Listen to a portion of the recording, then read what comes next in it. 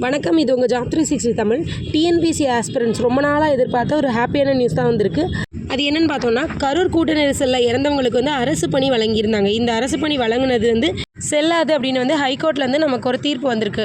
அதாவது மெட்ராஸ் ஹைகோர்ட்லேருந்து இந்த தீர்ப்பு நமக்கு ரிலீஸ் ஆகிருக்கு. கரூர் கூட்ட நெரிசலில் இறந்த 41 குடும்பத்துக்கு வந்து நம்மளோட மாண்புமிகு முதல்வர் வந்து ஜோசப் விஜய் அவர்கள் வந்து 41 குடும்பத்துக்குமே வந்து வேலைவாய்ப்பு வழங்கியிருந்தார். அந்த வேலைவாய்ப்புக்கான அந்த ஜிஓவே கேன்சல் பண்ணி இந்த மாதிரி வேலை கொடுக்கறது வந்து செல்லாது அப்படின்னு ஹைகோர்ட்லேருந்து ஒரு தீர்ப்பு வந்துச்சு. அதாவது ஜிஓ 544 அப்படின்ற ஜிஓவை வந்து கேன்சல் பண்ணிட்டாங்க. ஜிஓ படி தான் வந்து, அதாவது இந்த 544 அப்படின்ற ஜிஓ படி தான் 41 குடும்பத்துக்குமே வந்து கவர்மெண்ட் போஸ்டிங் வந்து கொடுத்துருந்தாங்க, கவர்மெண்ட் ஜாப் வந்து கொடுத்துருந்தாங்க. இந்த கவர்மெண்ட் ஜாப் கொடுத்தது தவறு, இது வந்து சட்டத்துக்கு புறமானது அப்படின்னு கேஸ் ஃபைலாக இருந்துச்சு. அந்த கேஸ் வந்து ஆல்ரெடி போயிட்டு இருந்தது. அதுக்கான தீர்ப்பு வந்து ஜஸ்ட் ஒரு ½ அன் ஹவருக்கு முன்னாடி தான் வந்து அப்டேட் ஆச்சு. அந்த தீர்ப்பு படி இது செல்லாதுன்னு அறிவிச்சிருக்காங்க. இந்த கேஸ் வந்து நிறைய வாதாடி இருக்காங்க.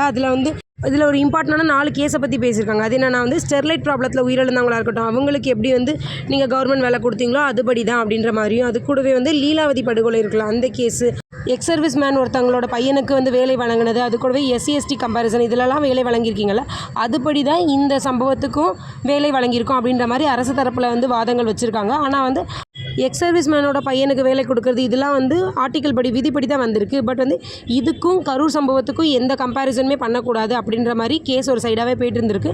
லாஸ்ட்டில் இப்போ நமக்கு என்ன தீர்ப்பு கிடச்சிருக்குன்னா, 41 குடும்பத்துக்கும் வந்து, அதாவது கரூர் கூட்ட நெரிசலில் இறந்த இந்த 41 குடும்பத்துக்கும் வேலை கொடுத்தது வந்து தவறு, இந்த வேலை கொடுத்த ஜிஓவே செல்லாது அப்படின்ற மாதிரி நமக்கான தீர்ப்பு கிடச்சிருக்கு. இது நான் சொல்கிற எல்லாமே வந்து ஆல்ரெடி நம்மளோட ஒரு வக்கீல் சார் வந்து இன்டர்வியூவில் கொடுத்ததை தான் நான் உங்களுக்கு வந்து அப்டேட் பண்ணுறேன். இது எதுவுமே வந்து ஓனாக நான் கொடுத்துருக்கிறது கிடையாது. இந்த விவாதம் போய்கிட்டே இருக்கும்போதே இந்த 4 கேஸு, ஸ்டெர்லைட் கேஸாக இருக்கட்டும், லீலாவதி கேஸாக இருக்கட்டும், எக்ஸ் சர்வீஸ்மேன் கேஸாக இருக்கட்டும், இந்த கேஸெல்லாம் கம்பேர் பண்ணும்போது நம்மளோட ஹைகோர்ட் சார்பில் வந்து என்ன கேட்டிருக்காங்கன்னா, ஆல்ரெடி வந்து வார்டு கோட்டா, அதாவது வாரிசு உரிமையில் வந்து நிறைய பேருக்கு இன்னுமே வேலை கொடுக்காமல் இருக்குது.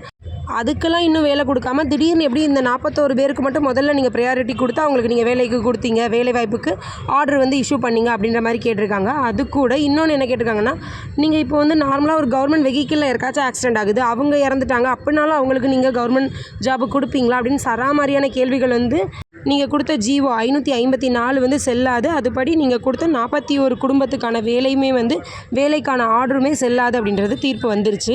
இது வந்து 41 குடும்பத்துக்கும் கொஞ்சம் கஷ்டமாக இருந்தாலும், ஆனால் வந்து நிறைய ஆஸ்பிரண்ட்டோட லைஃப்பில் வந்து ரொம்ப சந்தோஷமான ஒரு ஹாப்பியான நியூஸ் தான். ஏன்னா ரொம்ப கஷ்டப்பட்டு இத்தனை நாள் படித்து 0.5 0.2 மார்க்லலாம் வந்து வெளியே வந்தவங்க நிறைய பேர் இருப்பாங்க. அவங்க வந்து இன்னுமே எஃபர்ட் போட்டுட்ருக்காங்க.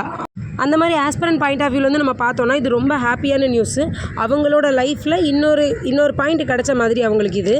இந்த தீர்ப்புக்காக நிறைய ஆஸ்பிரண்ட்ஸ் வந்து வெயிட் பண்ணிட்டு இருந்தாங்க. ஏன்னா வந்து நம்ம சிஎம் சார் வந்து நார்மலாக ஒரு கேண்டிடேட்டாக இருக்கும்போதே அவங்கள பார்க்க போய், அதாவது ஒரு பிரச்சாரத்துக்கு போய் நீங்கள் உயிரிழந்திருக்கீங்க. அந்த டைமில் அவர் சிஎம்மாக கூட இல்லை, இதை மாதிரி ஒரு தனிப்பட்ட அவரோட ஒரு மீட்டிங்கில் போய் உயிரிழந்திருக்காங்க. அவங்களுக்கு எப்படி கவர்மெண்ட் போஸ்டிங்கை கொடுப்பாங்க அப்படின்னு நிறைய ஆஸ்பிரண்ட்ஸ் வந்து கவலையாக இருந்தாங்க. அது மட்டும் இல்லாமல் இந்த தீர்ப்பை தான் வந்து நிறைய ஆஸ்பிரண்ட்ஸ் வந்து வெயிட் பண்ணிட்டு இருந்தாங்க. நம்மளோட ஹைகோர்ட் இப்போ இதுக்கான தீர்ப்பை கொடுத்துருச்சு. அதாவது டிஎன்பிஎஸ்சி ஆஸ்பிரண்ட்ஸ் எதிர்பார்த்துட்டு இருந்த ஒரு முடிவு அவங்களுக்கு கிடச்சிருச்சு, ஒரு சாதகமான தீர்ப்பு கிடச்சிருச்சு. மேலும் இந்த கேஸை பற்றி அஃபிஷியலாக வேறு ஏதாவது அப்டேட் வந்துச்சுன்னா, இன்னும் வந்து சுப்ரீம் கோர்ட்டில் எதுவும் மேல்முறையீடு பண்ணுறாங்களா அப்படின்ற மாதிரி தகவல் வெளியாச்சு, அதை பற்றின இன்ஃபர்மேஷன் வந்துச்சுன்னா கண்டிப்பாக நான் வீடியோ மேக் பண்ணி போடுறேன். அதெல்லாம் தெரிஞ்சுக்கணும்னா நம்ம சேனலை சப்ஸ்கிரைப் பண்ணி வச்சுட்டு கூடவே பெல் ஐக்கானில் ஆல் செட் பண்ணி வச்சுக்கோங்க. அப்போ தான் நான் போடுற அடுத்தடுத்த அப்டேட்டான நியூஸ் உங்களுக்கும் வீடியோவாக வரும். அதனால் டிஎன்பிஎஸ்சி ஆஸ்பிரண்ட்ஸ் வந்து நிறைய பேர் வந்து ஸ்ட்ரெஸ்ஸாக இருந்திருப்பாங்க இந்த கேஸ்னால். இந்த கேஸில் எப்போ அப்டேட் வரும், எப்போ தீர்ப்பு வரும். இப்போ வந்து தீர்ப்பு வந்துருச்சு. அதனால் இந்த வாய்ப்பை யூஸ் பண்ணி இந்த வருஷத்துக்குள்ளே கண்டிப்பாக நல்ல ஒரு போஸ்டிங்க்கு போயிருங்க. உங்களுக்கான டைமிங், அதாவது Group 1, Group 2, Group 4 இது எல்லாமே அடுத்தடுத்து வரப்போகுது. அதுக்கான உங்களோட முழு முயற்சியும் கொடுங்க. தேங்க்யூ.